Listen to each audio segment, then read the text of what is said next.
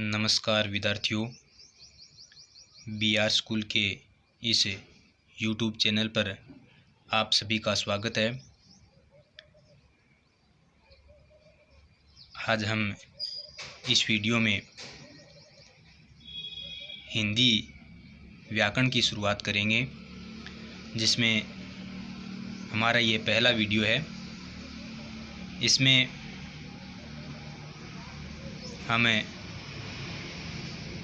भाषा जो टॉपिक है उस पर चर्चा करेंगे।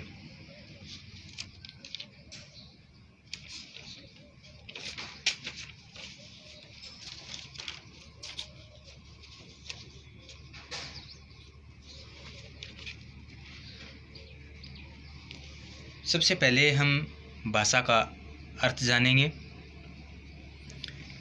भाषा शब्द संस्कृत की भाष धातु से बना है, जिसका शाब्दिक अर्थ है विचार प्रकट करना, यानी अपने मत प्रकट करना, अपने विचार प्रकट करना। यानी अपन बोल करके या लिख करके जिस भाषा के माध्यम से अपने विचार व्यक्त करते हैं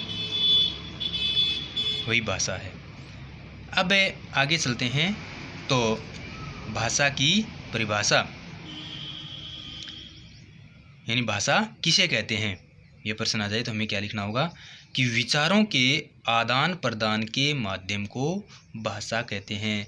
यानी हम अपने जो विचार हैं वो किस माध्यम से व्यक्त कर रहे हैं, जैसे लिख करके या बोल करके, या कई बार अपन इशारा करके भी बताते हैं।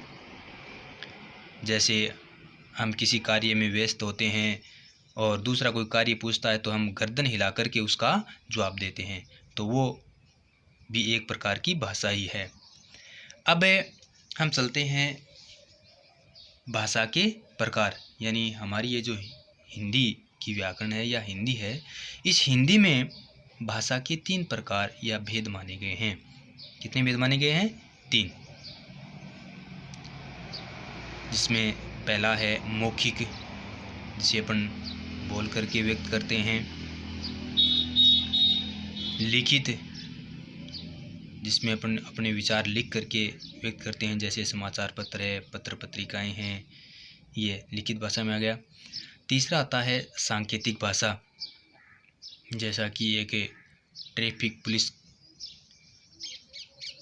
वाला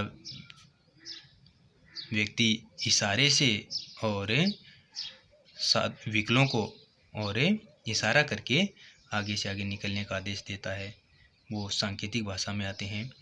तो हम अब इनको परिभाषित करेंगे कि मौखिक भाषा क्या होती है, लिखित भाषा क्या होती है और तीसरी सांकेतिक भाषा क्या होती है। तो देखो, सबसे पहले मौखिक भाषा।